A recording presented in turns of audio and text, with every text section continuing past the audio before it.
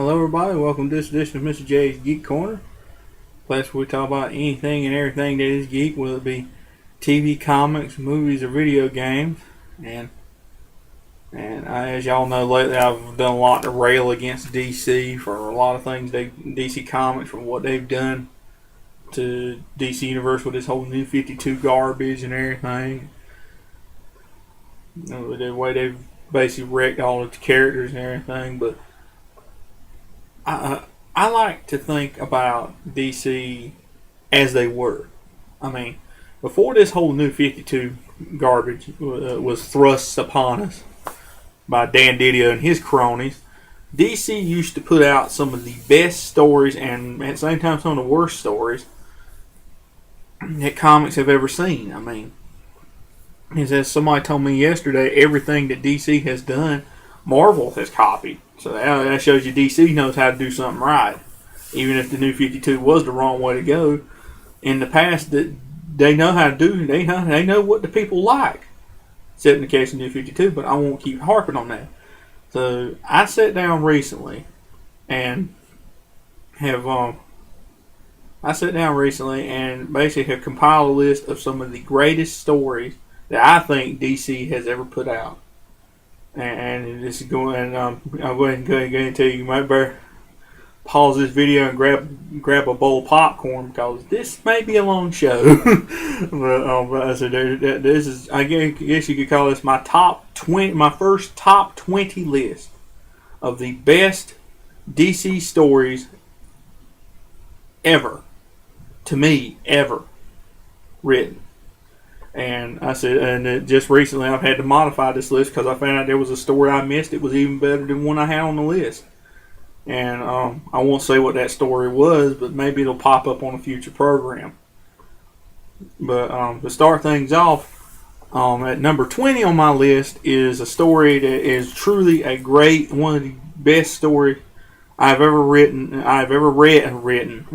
Sorry about that.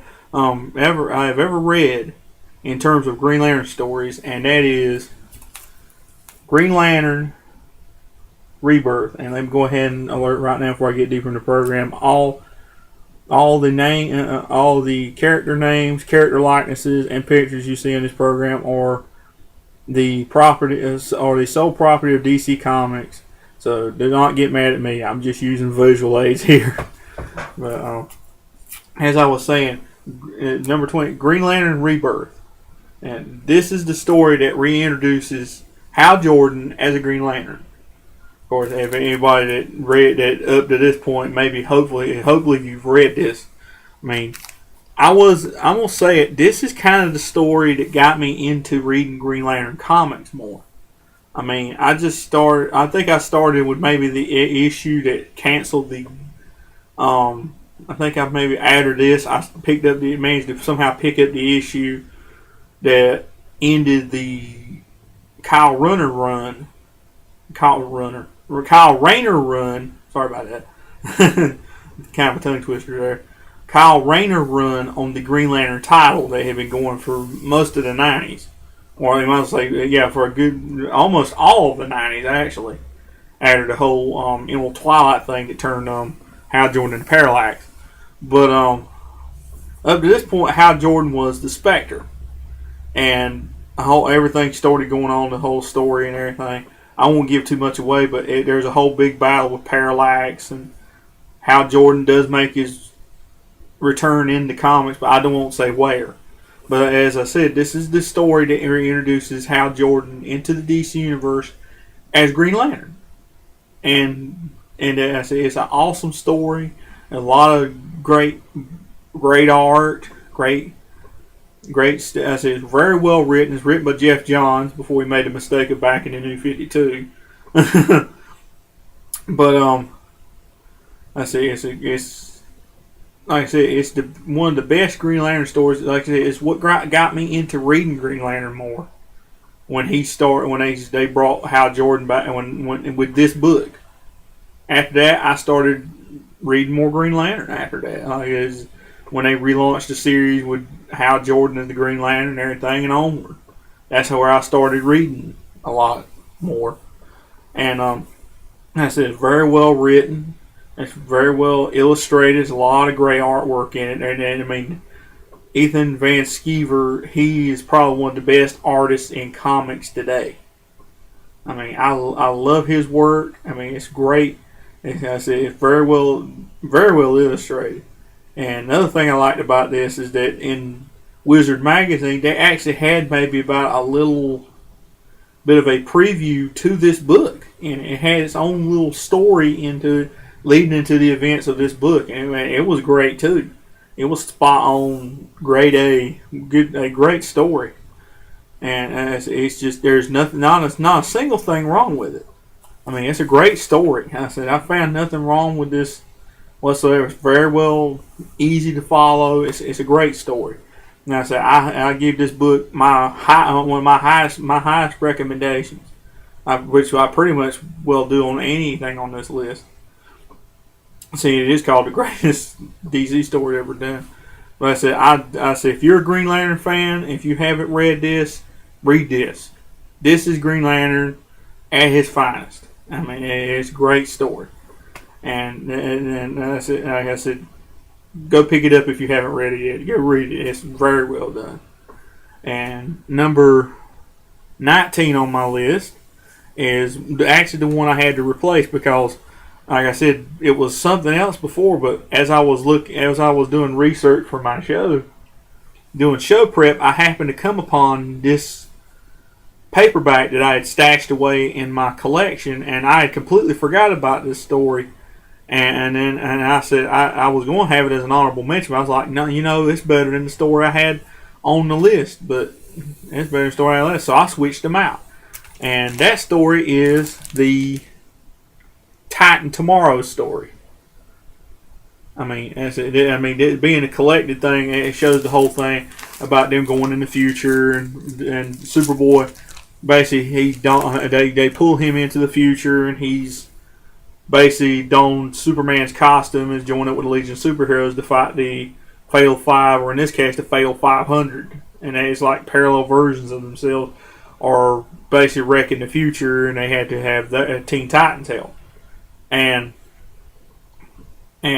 after that, there's some kind of thing that happens in the timeline. They wind up getting sucked through to what looks like a parallel dimension where the Titans have basically, it leads into the story that I'm talking about, the Titan Tomorrow story, and which the Titans, everything has gone darker, and the Titans have basically taken over. I mean, Tim Drake is now Batman, Connor Kent's Superman, Cassie is now Wonder Woman. But the thing is, they are more ruthless and darker than before. I mean, they got Duella Dent running around as, I don't know if you say she's the Joker now or the Joker's daughter or whatever, but a little bit of a spoiler for you, Tim essentially pulls out a gun and blows her brains out. Tracks her down and pulls out a gun and blows her brains out. He's gone that far. He's that far gone. They are that far gone. Basically, I said Raven's turned bad. She's turned, I think, called Dark Raven now. Dark Raven in that one, and another thing Bart Allen's become the Flash and everything. They're called Titans East, and somehow the Teen Titans have to get out of there, and just basically they see something they weren't supposed to see, and they had to get out. They have to get out of Dodge before the Titans try to kill them. And they basically go over to the other. Basically, they go over to the other side of the country, which has basically been divided into to Titans West. And Titans West is basically you might as well say it's like a perfect utopia. Basically, everything's perfect, everything's sunshiny and everything. Whereas Titans, as was where the East Coast of the United States was all dark and dreary, like a more of a larger version of Gotham City, and Titans West was more like Metropolis, might as well say, on a more nationwide scale. And as in the end, it's more like a fight between Titans East and Titans West type of thing. And I mean, it is a great story. It's actually what got me to reading Teen Titans, knowing this happened. It got me into reading Teen Titans more because of this happening than anything else. I mean, it got me showing like, hey, Teen Titans could be a good book too. And I just had to, and I said, and it got me into reading Teen Titans more and more. Like I said, it's good artwork, it's good story. Hey, I don't know if you know, Jeff Johns wrote that too. Like I said, he knows what to do before he wind up supporting this garbage dump as the New 52. And like I said, and one of my favorite things about it is seeing Connor Kent as Superman. Not particularly evil, but as Superman. I mean, his suit was awesome. To tell you the truth, it kind of reminded me of what the New 52 kind of looked like in cloth form. And it's just awesome to see Connor Kent as Superman. I mean, it's just awesome to see that. It's awesome to see them all as their predecessors. And later on, I'm gonna say it. Later on, they actually did a follow-up story of Titans Tomorrow Today, and where they actually come to the present day, and they basically are trying to make, and they basically captured the Justice League and are trying to make them into them. Trying to make the Teen Titans into what they are. And I ain't going to give too much away on that, and I ain't going to say how all that happened, because you'll just have to read the original Titan Tomorrow story to understand that one. And like I said, I just love the Titan Tomorrow. I love that group. I love the story. I said it was all very well done. And I said, and that's what made it, how that made it on my list. And number 18 on my list is one I hate to say that I've never read, nor have I ever actually owned. I not only do I own it, I've never read it, and that is Batman in Darkest Night. And basically, I only know the synopsis of that story, which is Batman gets the Green Lantern ring, and that's about all you really need to know what happens in that book. It sounds like an awesome story. I've seen the cover for it. It's just awesome. I mean, he actually, this version of Batman actually makes it into Countdown Arena, where they have like different versions of DC heroes in the multiverse fighting each other. One of them being they pair off a bunch of Green Lantern, about 3 Green Lanterns against each other. One of them happens to be this Batman Green Lantern that has actually. They've actually paired him all. They paired him all off against each other to fight each other, but that's beside the point. I said that but the story in this is that he essentially gets the Green Lantern ring and just starts dishing out more darker justice on them.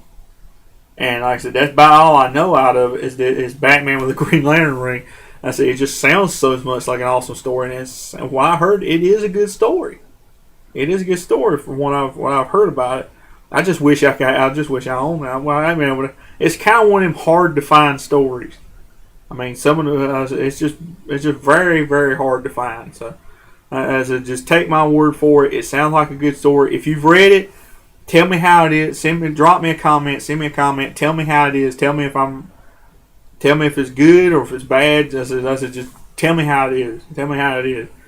I would really appreciate it. And number 17 on my list is a very well done Batman story, one of the best I've read in a long time, and that is Batman Return of Bruce Wayne. I mean, I ain't going to give too much away, but basically Batman somehow got sent back in time. Basically, he goes through different phases of history and basically different versions of himself, basically. If you've seen the figures, if you've probably seen the covers already, anybody's read it, ain't read it, you've probably seen the covers. Like one, he's basically Stone Age, like he is on this cover here. I said, you've seen it as Stone Age. One, he looks like Blackbeard the pirate. Another one, he looks like a cowboy, and so many others. But it's just him, basically a time travel story where he's somehow got sent back to the Stone Age. I ain't going to say how. But he gets, and it's because it's too connected to another story. and that's just giving away too much of that one. But it's very well done. It's just him trying to get back to the present, and basically, if he does, if he does get back to the present, there might be deadly consequences. I'm not going to give too much away because it'll just spoil the story. Like I said, just go read it. It's a very good story, very very well done. And I said I highly recommend it. You'll really get a good enjoyment out of seeing the different versions of Batman. I mean, it's very well done. And number 16 on my list is one that a lot of folks have had mixed reviews about. I actually like it really good, and I'm going to say it, some of the tie-ins are kind of confusing. And actually, it is, I'm going to say it is, and one little thing about this, it is confusing, but overall it is a good story, and that is Final Crisis. And this is the book where Darkseid is basically Darkseid centric. Basically, Darkseid they talk about a war in heaven, and basically they've all fallen to Earth and everything and taken over different bodies. And they've taken on different bodies from themselves. And they basically, Darkseid gets I know you've probably heard, if you know anything about Darkseid, you know he's always on the hunt for the anti-life equation. Well, in this book, he has it. And he uses it.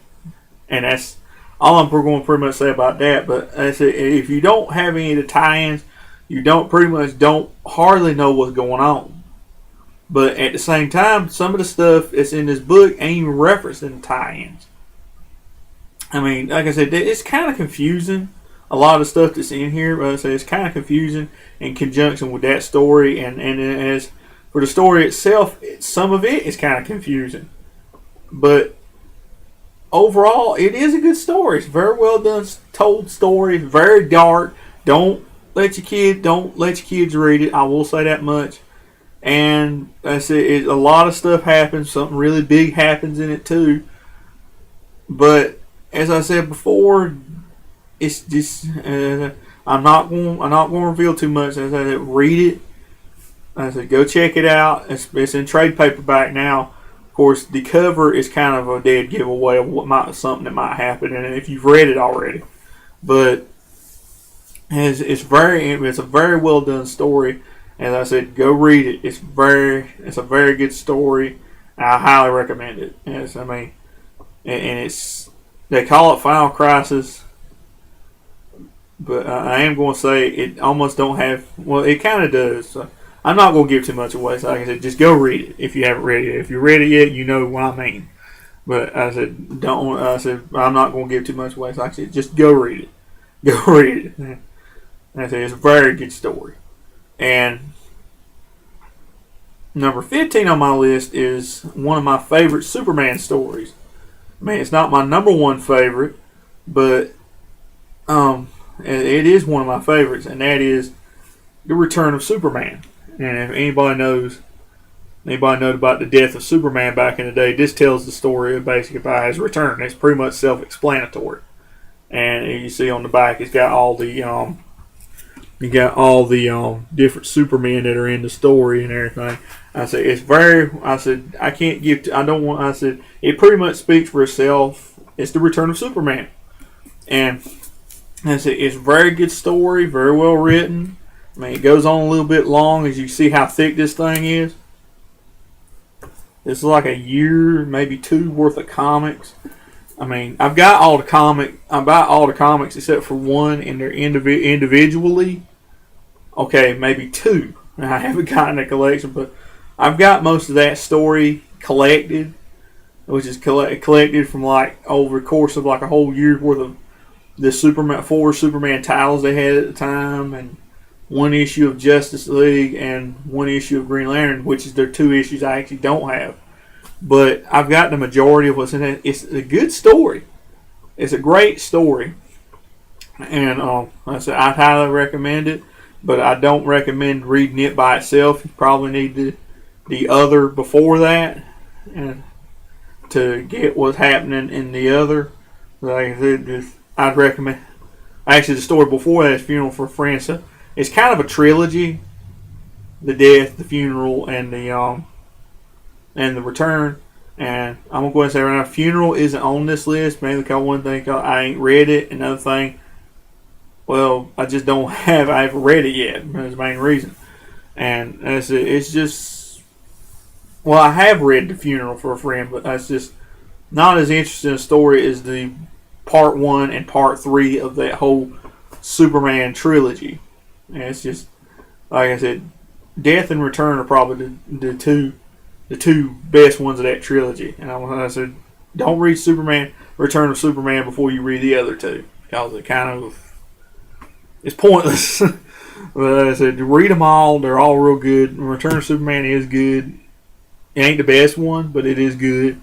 And I said, I highly recommend it. And number 14 on my list is pretty much speaks for itself when I show you the cover. It's one of the best, not the best Batman story ever written. Nightfall. And anybody that's read the book knows what happens to Batman in that. I ain't gonna say what it is. You pretty much saw the cover, the breaking of the Batman. That's actually my favorite issue of Batman. And I mean, it's a good story. I haven't read all of it, but I have read that, and I have read where Azrael Batman shows up to take his place. And see, it's a good story all around. Nightfall is a good story, and everything surrounding Azrael as Batman is very good, leading up to the end of his run as Batman. And so it's all really good. Read it. I ain't gonna reveal when it says the breaking of Batman. Unless you've read it, I'm not gonna reveal how he's broke. But it's a very good story. It's very well done. It's good. I mean, there's been a few Batman stories that almost outmatch that, but to me, that's one of my favorites. It's not the best Batman story ever done. And I said, go read it. Definitely go read it. And number 13 on my list of best DC stories is one of my favorite, if not, is one right up there as being almost one of my all-time favorite Green Lantern stories. If not, it's one of my all-time favorite Green Lantern stories, right up there next to Blackest Night and Sinestro Cold War, and that is The Rage of the Red Lanterns. And I'm going to tell you, when I first saw it, that they were coming out with different colored lanterns. When I saw there was red lanterns, I was really excited. And when I read the whole story is fantastic. I mean, it's very good, very well written. I mean, it's another one of Jeff Johns' finest moments. And I mean, it's all good artwork, good story. There's nothing wrong with it. There's nothing. This story there's no flaw in this story. It's a perfect Green Lantern story done by Jeff Johns. I mean, it's very well done. It's another good prelude to Blackest Night. One of the preludes. I mean, it's just, I said, just go read it. I mean, it's very well done. I said, I ain't gonna give too much away in it. It's all good. And I said, just read it. Just read it. It's very well done. I mean, I would highly recommend this book. I mean, it's very well done. The whole birth of the Red Lanterns sequence in it. And, I mean, it's a lot better interpretation of the Red Lanterns than the animated series ever had. I'll go ahead and tell you that much. And let me go ahead and tell you, the versions of Red Lanterns in this book onward are a lot better interpretation than what the New 52 is done with, which is basically watered them down. They try to make them look like New 52 makes them look like agents of vengeance, and they just fail miserably. And I mean, they just doing with stuff that don't need to be done with it. It's terrible what New 52 has done to Red Lanterns. I mean, you want the Red Lanterns at their finest, read that book. And if you want to get in on the whole thing with the Red Lanterns, that's where you start at. As with the book I just showed you, The Rage of the Red Lantern storyline, their first appearance. And like I said, it's one of the best Green Lantern stories I've ever read. I said, check it out. It's awesome. And you probably could get it for a good price, too. Let me see. And you get it for a right good price, too. Better than some of the comics you get nowadays. That's it. It's very well. I said, check it out. It's really awesome. And number 13 on my list, not 13, 12 on my list is an oldie but a goodie. I mean, it goes all the way back to the 80s.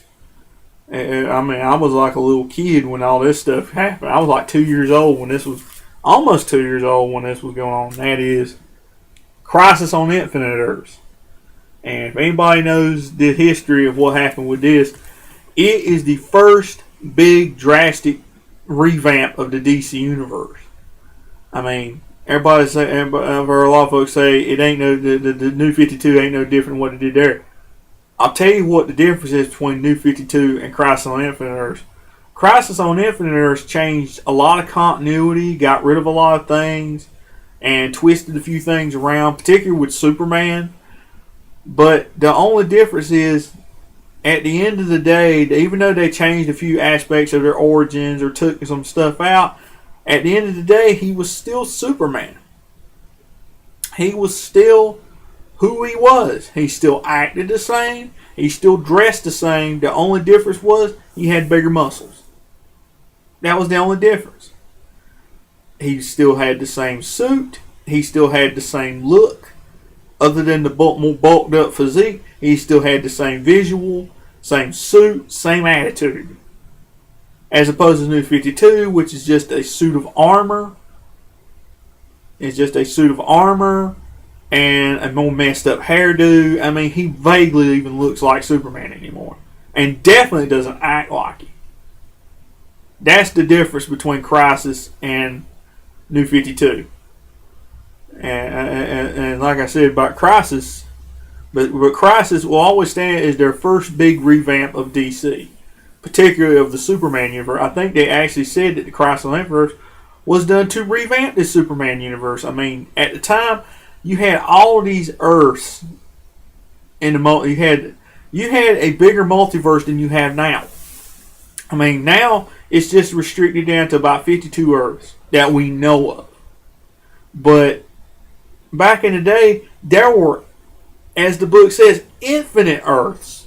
There was like Earth 0 to Earth 1660 something, and Earth this and Earth that. It was so many different universes that you couldn't even hardly keep track of them all. I mean, you get an idea of it in the sequel Infinite Crisis. And yes, I'm saying there was a sequel, but I ain't gonna have too much. I ain't gonna say too much into that because it just spoiled a lot of things. But like I said, you get an idea of it, of what happened, and of why they revamped the continuity. Where I'm gonna say it, they reduced it down to one Earth. I'm not gonna say how it happens or anything, but it just was like one unified continuity. And that's all I'll say to that regard. But it's 12 parts. It's a very well done story. I mean, I still have not got all the issues of it yet. It's kind of hard to find, but I mean, it's very well done. It's a very good story. A lot of oh my goodness moments. A lot of jaw dropping moments of things that happen in there. I mean, there are a lot of shocking things happen for that day. A lot of stuff that has been retconned, I will say. But I ain't gonna say what those things are. You'll pretty much know if you read modern day DC, but have not read that. You'll pretty much know things that have been retconned in that book. But it's all very well done. It's a great story, great artwork. I mean, it's awesome. Like I said, just check it out. It's an awesome book. I mean, as I said, I haven't read everything. I've kind of thumbed through the trade, which I don't have yet. I wish I could have. I'll get it one of these days. But like I said, it's just, you want to talk about one that's a little bit too pricey. It's kind of too pricey, but like I said, I've read most of it to get the point, and it's a very well done story. And I highly recommend it to any long-time DC fan. I highly recommend it. If you haven't read it, read it. It's good. It's a very well done story. And number 11 on my list is actually a tie. It's actually a tie between two books. and like I said, and believe it or not, they are both Marvel DC crossovers, which is kind of a they are DC Marvel crossovers, which is nowadays is non-existent because of probably bad blood between two companies. But as I said, but like I said, they're both really, really good. And to start, and the first one is JLA Avengers. I mean, this was a book that was supposed to happen several times in, I think, the 80s and into the 90s. It was supposed to happen, but because of all the bad blood with Marvel and DC, it didn't happen till like 2005, I think. Yeah, it didn't happen till about 2004, 2005. It's like I said, this is a great story. It's a very well done story. There ain't nothing bad or wrong with it. Matter of fact, I will even show you my favorite cover of it. That one. As I said, it's very well done. I ain't going to show you why that happens. I ain't going to tell you why that happens. You just have to read it for yourself. But like I said, it's very well done. Very good story. I mean, I love JLA Avengers. It's a very, very action-packed, well-told story. Matter of fact, I'll even say what my favorite moment is in the book. Thor and Superman meeting for the first time, and Superman basically cleaning his clock, basically just decking him with a right hand. I mean, it's just awesome. I ain't gonna say what the dispute was about or how he did it, but it's just all you just have to read it. I ain't gonna spoil everything. It's just awesome. I said, go pick that up. And while you're picking that up, you might want to pick up the other number, the other one on my list that came in at number 11. DC versus Marvel. I said this was before JLA Avengers. It was very, very good. As a matter of fact, it led into one of my other favorite events that didn't necessarily make it on this list. Amalgam, the Amalgam Comics thing. If you remember, if anybody remembers that, it happened. I ain't gonna say how it happens or why it happens, or what that was all about. You'll just have to read the book. If you haven't read the book, read it and find out how the Amalgam thing happened. In fact, Amalgam happened. It's just a very well done. It's like mono and mono. It's like a whole cosmic thing that happened, causes them all to do that. And it also, it leads into the Amalgam Comics event, which I'm not going to go too much into because it's just spoiling the story. But like I said, just check them all out. Check all of them out, and check out the Amalgam thing Amalgam Comics if you can ever find them.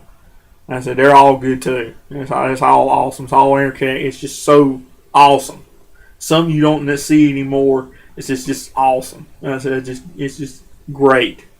It's a very good story. It makes for a very good night of reading. Let me go and tell you that. I said, go check them all out. They're very good. And number 10 on my list was actually made into is one of my favorites, particularly issue 2 of this story. It actually got made into adapted into an animated movie about a couple years ago. Superman, Batman, Public Enemies. I said this is a great story. And if whether you've seen the movie or seen the comics, there's a lot. I'm gonna say about the movie. There's a lot of stuff edited out for the movie. I mean, it makes the movie incredibly short to all the stuff that they've edited out of it. It makes the movie incredibly short. I mean, one of my favorite moments in it is where a future version of Superman that looks a lot like Kingdom Come shows up and you probably see the figure of him behind me, just shows up and starts trying to kill Superman and Batman. And I ain't gonna say what happens, but I'm just saying, just seeing those two Supermen fight each other, and seeing that version of Superman done by Ed McGuinness is just awesome. And I hate that it was cut out of the movie, but it's just good. It's just awesome. The book is good. The movie's good. Check them both out. Matter of fact, the cover of the DVD is actually this. It depends on which version you find. If you find a 2-disc version, it's this. If you find a 1-disc version, It's the first issue. It's basically a carbon copy of the cover of the first issue of Superman Batman. Like I said, it's just awesome. You got, like I said, just go check it out. Check it out. I can't say how much. Just check it out. I will give a little tidbit of story. It's once again Luthor up to his shenanigans, framing Superman and Batman. It's just and trying to get it. He's trying to basically have somebody else kill him for him since he can't seem to do it.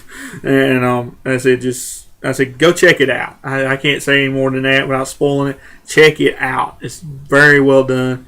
I just hate Jeff Loeb ain't at DC anymore. Maybe they would have kept the New 52 from happening, but he seems to like what he's doing. So I said that's good for him. But I said he's one of the best comic book writers there ever was, and is. I just hate he ain't comics anymore. But whatever makes him happy. But like I said, just check this story out. It's very well done. And number 9 on my list is another one of my favorite Superman stories ever. It's a what if story that they've been wanting to see for years, and they finally made it in the year 2003, and that is Superman Red Sun.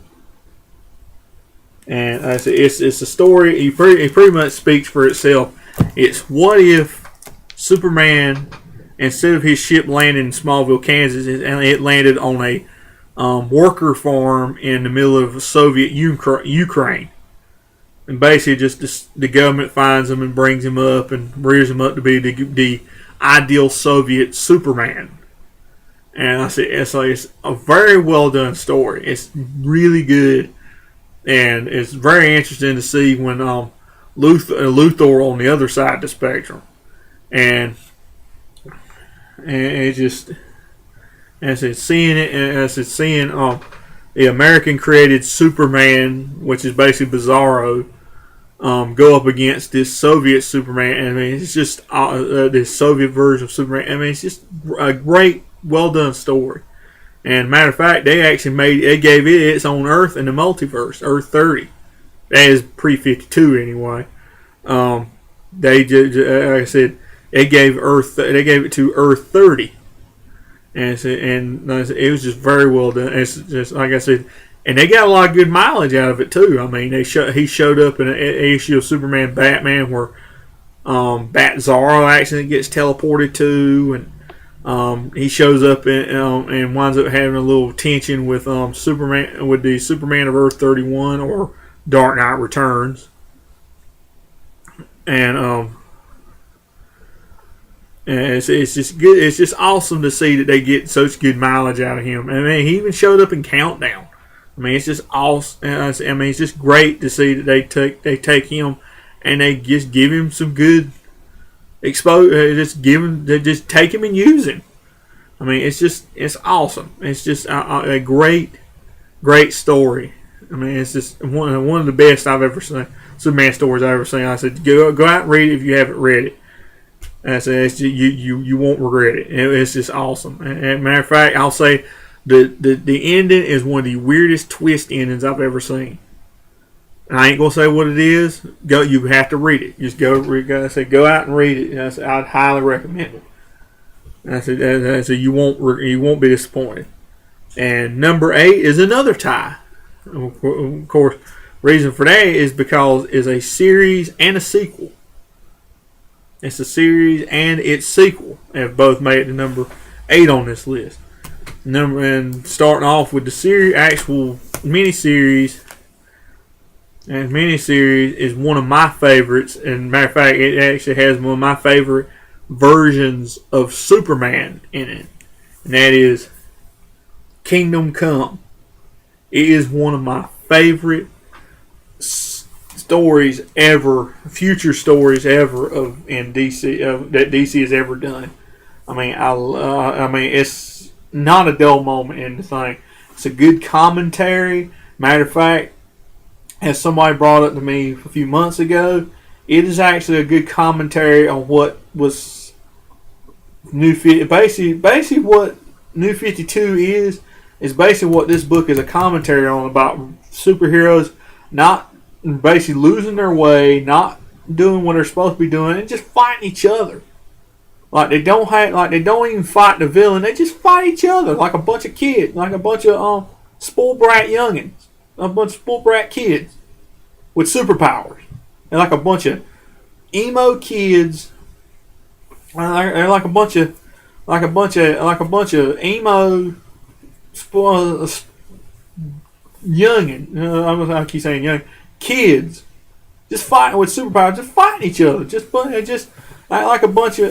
It's just that's what the new 52. That's what the new 52 is. I mean, it was kind of a commentary on the anti-superheroes of the time that looked like heroes but didn't act like heroes. That's what this is a commentary on, and how ironic that that's what DC ends up becoming. A bunch of anti-heroes that look like their hero, that look like the heroes they once had. They basically get turned into the anti-heroes they once spoke against, and end up doing the very same thing that they wound up. They basically preached against. Might as well say spoke against and made a commentary against in Kingdom Come. I just find that ironic that DC makes something that kind of speaks against that kind of heroes, and that's what they basically become. What's up with that? But back to what I was saying, Kingdom Come is a very well, it's a very well done story, a very good message in it. Like I said, it has one of my favorite versions of Superman that I've ever seen in it. I mean, it's awesome to see Superman at his old age, but still able to be himself. And as he's gray and aging, but he's still super powerful. I mean, it's just awesome to see. It's just a great story, all around a great story, and of course, like I said, and also I guess, and it actually led years later to a sequel done by Jeff Johns called and Justice Society and the Justice Society of America series, starting with issue 10, called Thy Kingdom Come. Here's the. I don't have the trades, so I can't show them on here. But here is the first issue in that storyline. It actually involves Gog in this, and and basically they're scared that what's going to happen is it's going to lead into the same situation that his Earth, what happened to his Earth, because at that time he thinks his Earth has been destroyed. Basically Starman tries. It's just basically he looks like the Starman from Kingdom Come at this point. He opens a hole into a black hole to try to put out a fire in issue 9. I'm going to say, well, in issue 9 there's a big chemical factory fire. He's trying, or oil refinery fire, I think it was. He was trying to put out before the whole place blew up. He basically did that to put out the fire, and he passed out. Well, who they know, somebody comes through that black hole and actually picks him up and saves him from the fire. And at the end, and the very last page of the issue is none other than who's standing there holding him, none other than him, Kingdom Come Superman. Basically, somehow that black hole opened up a portal to his world, and he come falling through it. And he basically just come tumbling through it out of his dimension during the events of Kingdom Come. Because I ain't gonna spoil Kingdom Come for you, but it was part of those events that somehow he got swept into that black hole and brought over to their world, where he spends some time with them and basically gets to be Superman again. And so it's a very well done story all around. They meet up with this. I'm gonna say they meet up with why Gog. At that time there was a character named Gog roaming around. He was he was just a crazed villain, obsessed with destroying Superman, and basically it ends up coming down to, you find out he's not the real Gog. The real Gog is a being that is a being from the third world, they call it, before they split in two and formed New Genesis and Apocalypse, the fourth world. And basically, I said the fourth world. And I said he is basically a being left over from the fourth world, from the third world, and the only thing he wants, and basically he tried to give everything. All this survival was his head, and he comes up. He won't act like he wants to. He act like he wants to give everybody what they want and everything. And he ends up, because of him, you end up with Magog. And it's just, I ain't gonna spoil too much of the story, but I basically told you, just give you some of the gist of it, but I give you just enough to make you want to read it. But like I said, it's just like Kingdom Come. It's another one of Jeff Johns' shining moments as a storyteller before he ruins it all with the new 50, help ruin it all with the new 52. As I said, it's this very well done story. It's, like I said, it's very interesting, very good artwork.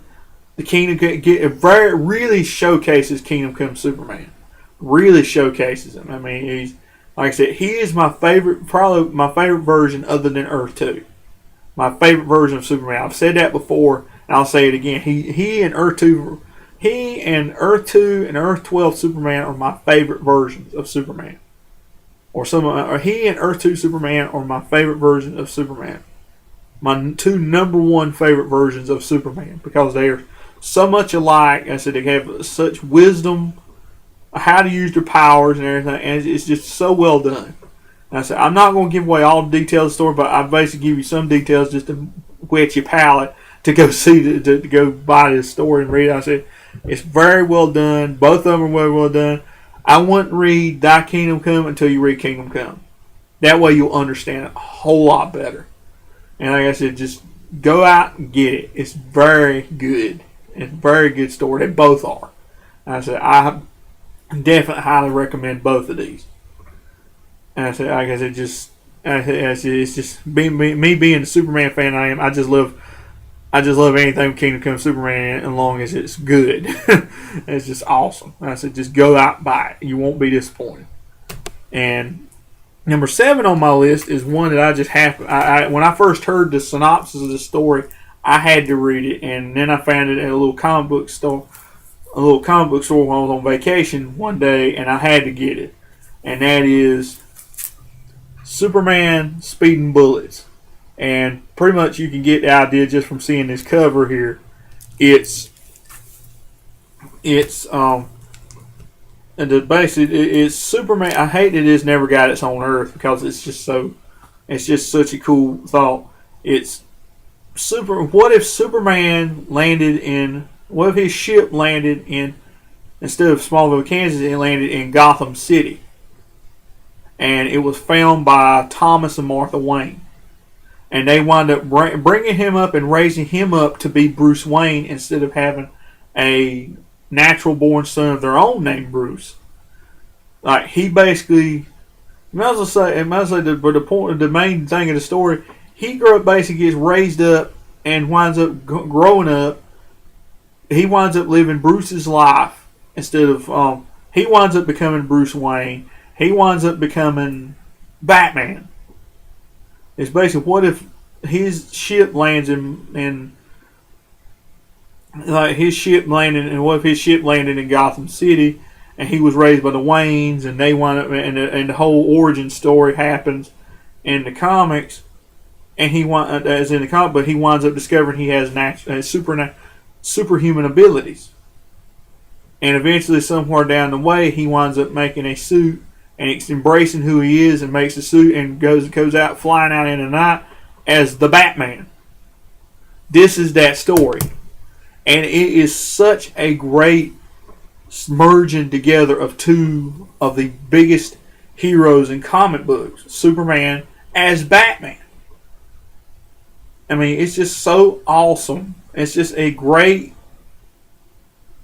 story. As I highly recommend it. Any Superman or Batman fan that haven't read it, like I said, if you've read it, you know how good it is. But if you haven't read it, go find it. You find it, and you probably find it at any comic book store or even an antique store if somebody's selling any comics. I said, just go out and find it. It's great. It's a great, great, great story. I don't want to give too many details away. I've basically give you the gist of what it's about, but I said I ain't going to tell you the entire story. I mean, it's just great, and it's just a spectacular story. I said I would highly recommend. I highly recommend it. I said go pick it up. And pick it up. You won't, like I said before, and I'll say it again, you won't be disappointed. And also he's also one of my favorite versions of Superman, also, but not at the tip top of the list. So I said just go pick it up. You won't be disappointed. And number 6 on my list is another one of my favorite Superman stories. Also, one of my favorite versions of Superman. Superman Earth 1. This, I'm gonna keep saying it. I probably said it before, and I'll say it again. This is what the New 52 should have been. It should have been this. Let me show you both of them here, Volume 1 and Volume 2. They're both really, really good stories. Very. Particularly this one. This is the one that started everything. This is what the New 52 should have been. It should have been this. It should have been. Everybody griped about this one. Oh, he's too emo. He's too emo. He's too dark. He's too Twilightish. What do you think the New 52 is? They griped about how dark this one and dark and moody Superman is in this one. What is he in New 52 that makes you love him so much better than this? How is it any different? I tell you how it's different. This is a fresh take on him. It's a completely start to finish fresh take on him. His suit, you probably saw it on Volume 2 cover. This is like a fresh original take on a legend. This is more of a fresh take, modernization of a legendary character. They stay within who he is, what he is. It's just so well done. As opposed to the New 52, which looks like they took the character and stripped him down to nothing, to a moody, whiny shell of his former self, with a suit of armor on to cover what they've stripped away from him. As a friend of mine calls him, the Man of Pudding. Why would he need a suit of armor? He's supposed to be the Man of Steel. I've said that before, and I'll keep saying it. But like I said, everybody gripes about Earth 1 being so moody and dark and everything. What about the New 52? What makes him so much better? He's the same. It's almost the same thing, except he's whinier. In Earth 1, the Earth 1 Superman doesn't whine. He doesn't whine. He doesn't moan and groan. Acts like Superman. He still has his parents. I mean, he's trying to make his way in the world by himself, but he still has his mother to guide him. New 52 had nobody. He's just a moody, whiny, 20-something-year-old in a suit of armor. Mid-20s, somebody in a suit of armor that doesn't even hardly fight the villain. He just fights other heroes. Looks to me as if he does. I said he doesn't. He's just a stripped down husk of what the real Superman should be, with a suit of armor on. This is what the New 52. I said this story is good. It's really good. Like I said, that's all I can say about it. It's really good. Like I said, it's just a fresh take on everything you know and love. It's just a fresh take, and yet you can still look at this and see that it's Superman. See? You can still see that Superman. There is no vague representation. He still looks like him. And in this book, I'm gonna say in volume 2, they introduce Lex Luthor in a is that they introduce Lex Luthor in a fresh way. There are 2 of them. Dr. Alexander Luthor and his wife Alexis. And his wife Alexis Luthor. They call themselves Lex Squared. I said it is, like I said, they I mean, I like that. And I'm not even a Lex Luthor fan, and I like how they did that. And as I said, in Earth 1, it should have been New 52. That should have been what New 52 wound up being. Instead of this, and it could have been that. Instead of this Scotch tape, popsicle stick, convoluted, let's just make it up as we go along continuity that it is now. That is just angering and alienating longtime fans of a once great comic book company and causing them to not even hardly read comics anymore, except for just digging their own collections and read the classics. As I said, Earth 1 is what the New 52 should have been. It should have been that way, not what it's turned into. But bottom line, Earth 1 is one of my favorite versions of Superman and one of the best Superman stories I have ever read. If anything, it's number 3 on my list of my number 1 favorite Superman stories. Pardon. It is number 3 on my list of number 1 of all-time favorite Superman stories. It is number 3 on that. Like I said, you will not be disappointed in Earth 1. Volume 1 and 2, they are great, great stories. They're great. I said they're good. Like I said about all of these reads, I highly recommend them. Go out and pick it up. You won't be disappointed. You really won't. The only way you'll be disappointed is if you read the New 52. But you won't be disappointed reading this. This is new generation Superman as he should be. Like I said, go pick it up. It's awesome. You will not be disappointed. And number 5 on my list of the greatest DC stories ever is probably my number 2 favorite Green Lantern story I've ever read, and probably a favorite on a lot of people's lists, and that is the Sinestro Corps War.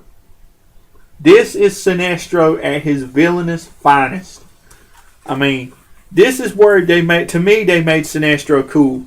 Instead of running around in a black and blue suit with a yellow ring, he finally looks like an evil counterpart to Green Lantern.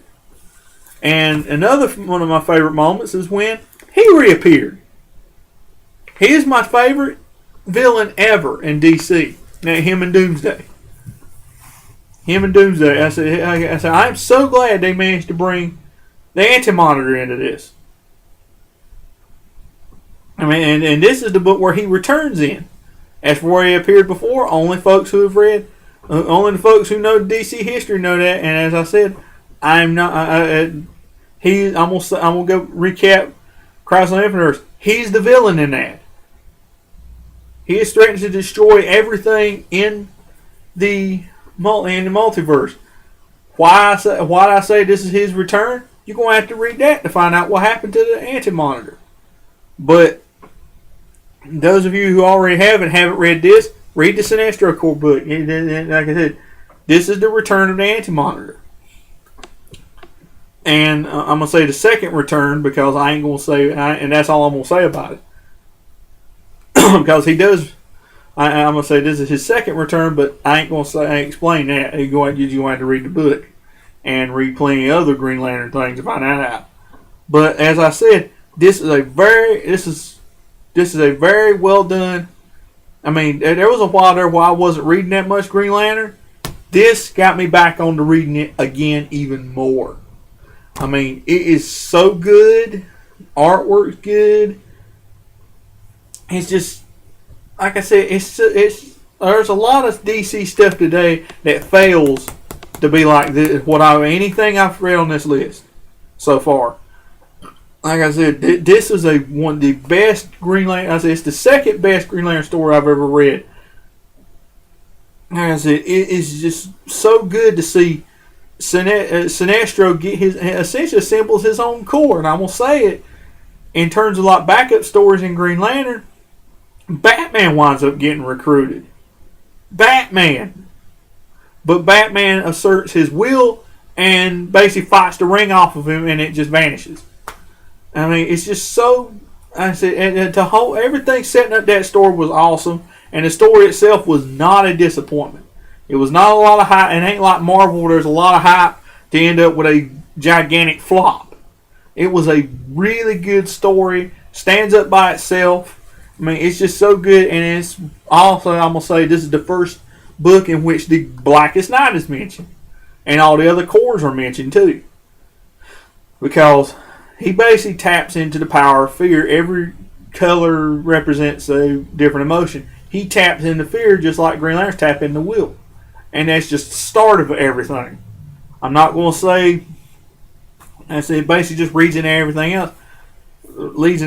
But as I said, you're just going to have to read the book. I ain't going to give too many details away. You're just going to have to read the book. I said, I really, truly recommend this for any Green Lantern fan that has never read. It's just, even the greenest of the Green Lantern fans that have not read any past one, start with the classic DC. This is classic Green Lantern. This is awesome. This is just one of the best Green Lantern stories that ever been written. And I said, I recommend it. I said, I recommend it anybody. And I said, it's just awesome. And that's the only words I know about any of the books on this list. It's awesome. I said, you just gotta read them. I said, go pick it up.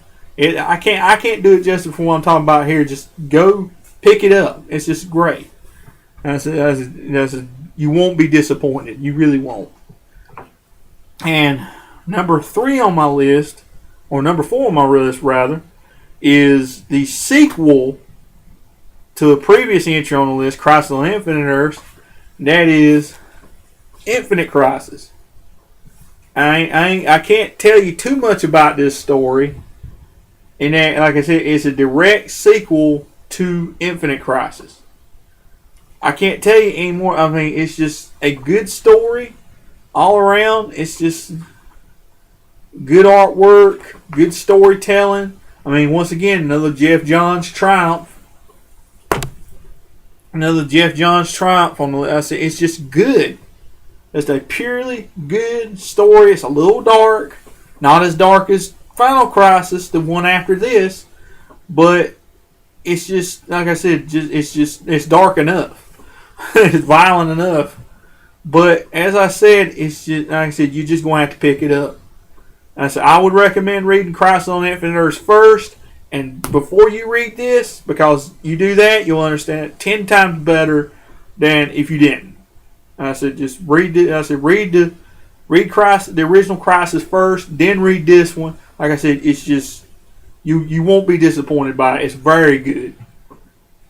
Matter of fact, you probably can read them without reading Final Crisis, but like I said, they all kind of connect together. But as I said, the main two that connect together the most is Crisis on Infinite Earths and Infinite Crisis. I mean, like I said, Infinite Crisis is just great. One of my favorite, like I said, it's one of my favorite crossover books ever. I mean, it's just great. It's great reading. Go check it out. You won't be disappointed. And number 3 on my list is probably one of my number 2 favorite Superman story of all time. And that is Superman Birthright. I mean, this was put out in the time when Smallville just started, and they were trying to basically put some of Smallville into the Superman universe. And like I said, this was their way of trying to mix the two together. The Superman comic. This was actually going to be, from what I heard, the new Superman origin story. But then they kind of cast it by the wayside, unfortunately. Like I said, it's good artwork, good story. Like I said, I've got every issue of this and this. I mean, it's just all around some of the best Superman artwork I've ever seen. It's a good story. It's good artwork. It's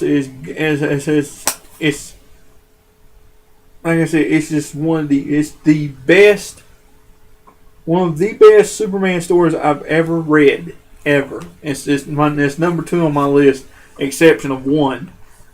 And it's just, go pick it up. It basically just rewrites the history.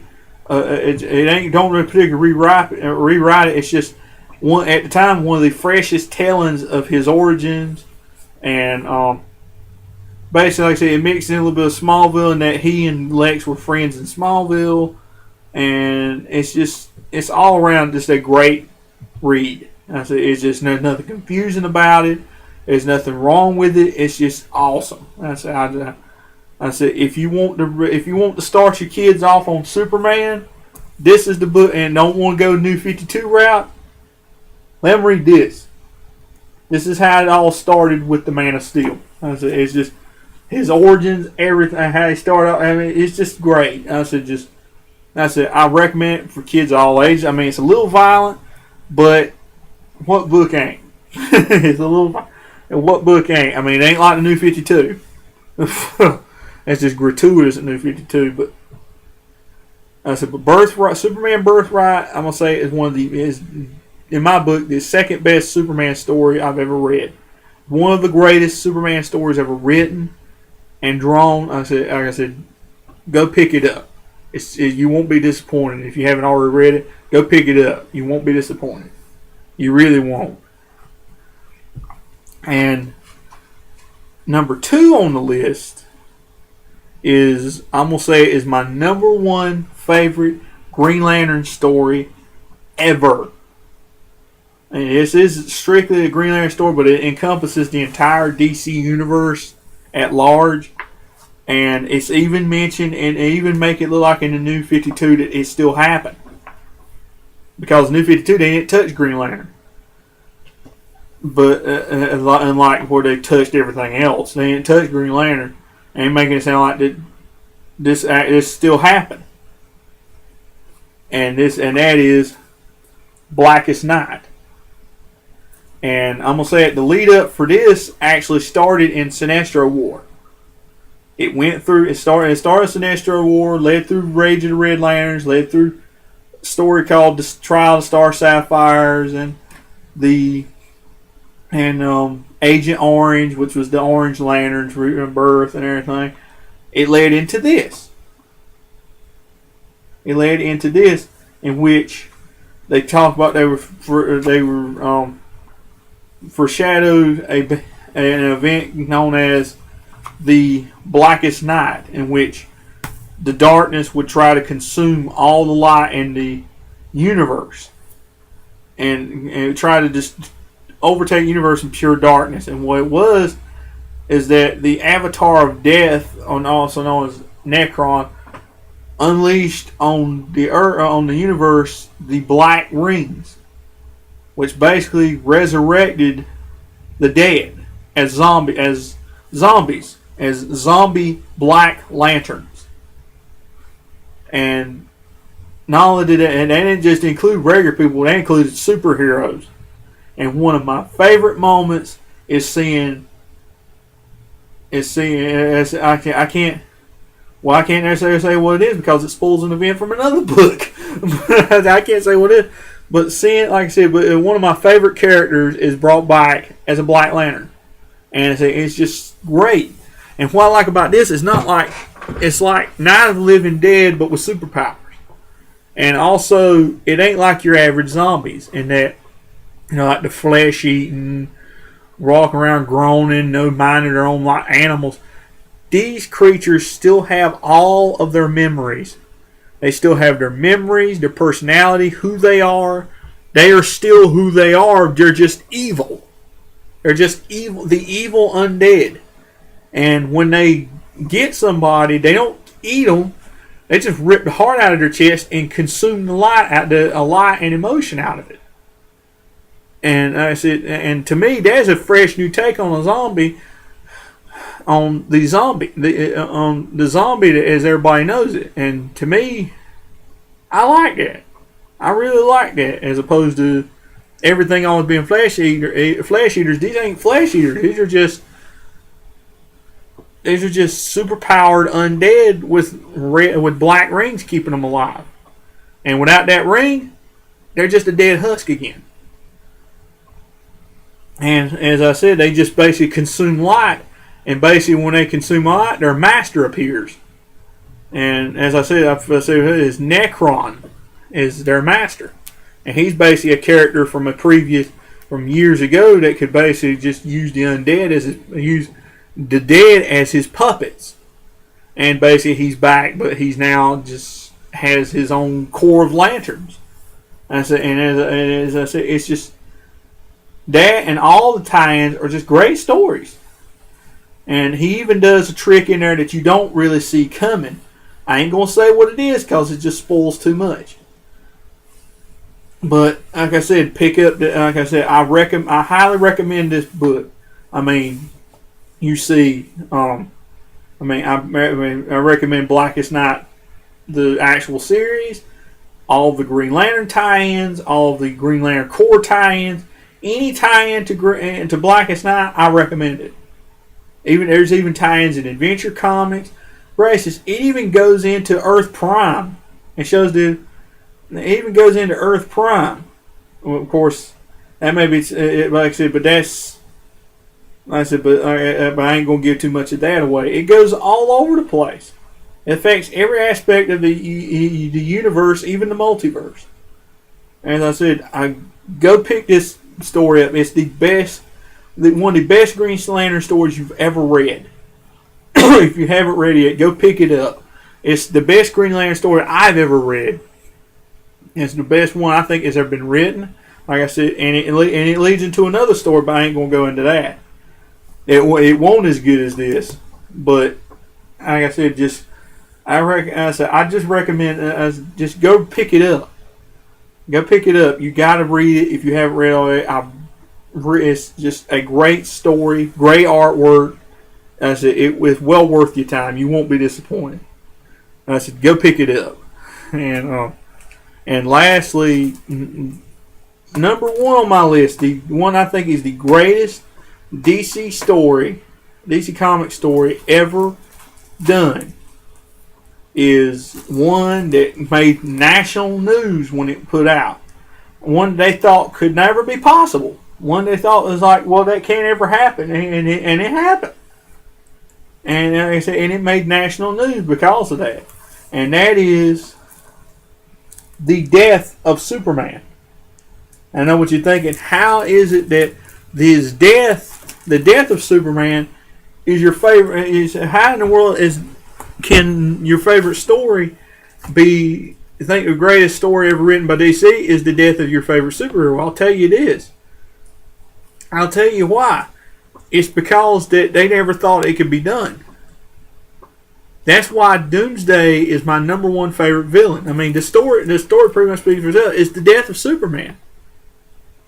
And that's why Doomsday is one of my number one favorite villains, because he's done what no villain has ever done before. Killed Superman. He killed the unkillable hero.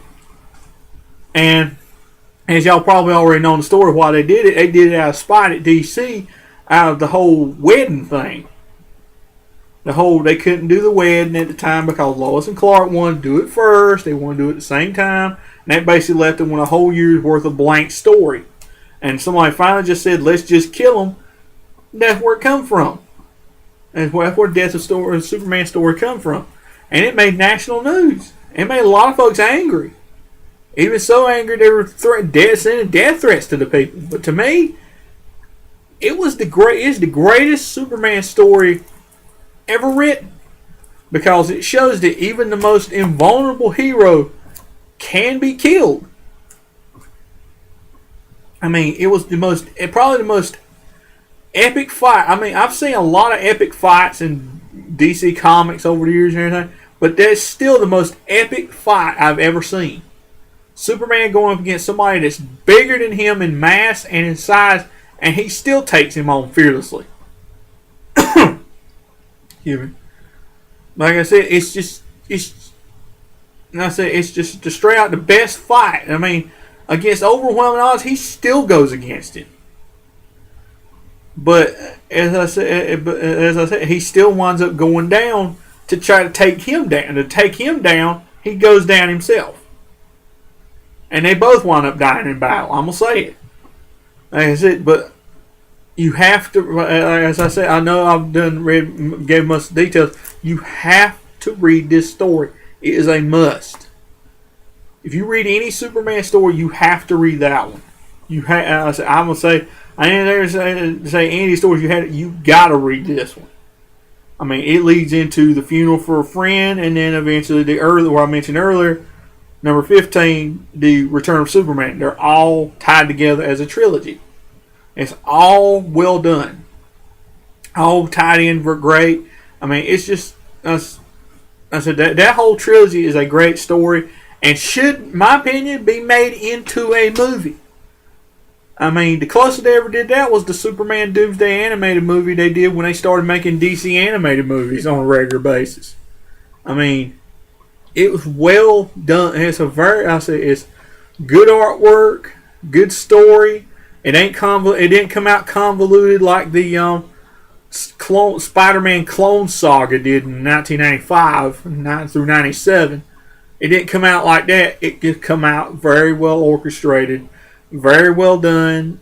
I mean, it's just to me, it's the best, most epic Superman story ever written in history, and they've come close to topping it, but they haven't topped it yet in my book.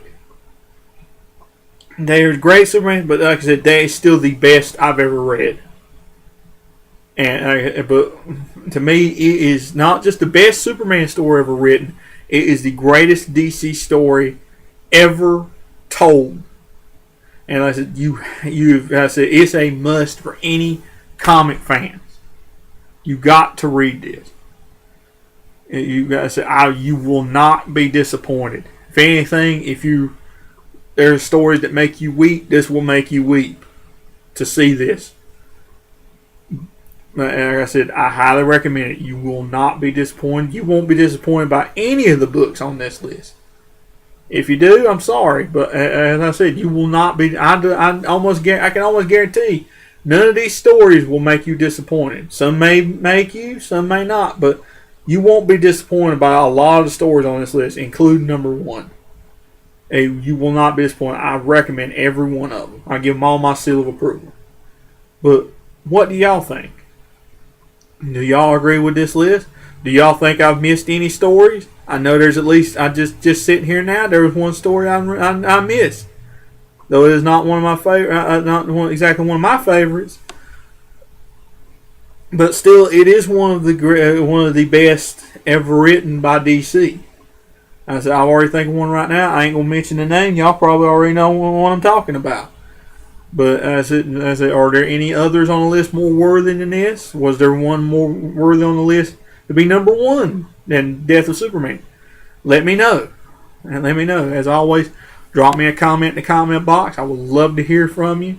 I'd love to hear what y'all think. I'd love to hear what y'all think would have been number 1 more than Death of Superman or anyone I missed on the list. I would love to hear what y'all think. I really would. And I guess that's all for this week's edition of Mr. J's Geek Corner.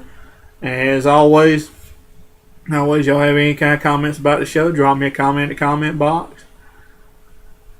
And if y'all have any ideas about any particular topic or subject you want to hear me talk about on the show, drop me a comment in the comment box. I'd love to hear from you. I'm always looking for fresh new things to talk about on here. Always looking for great ideas, things to talk about on here. So just drop me a comment. I would love to hear from you. Drop me an idea. I would love to hear from you. And I'll see y'all next time.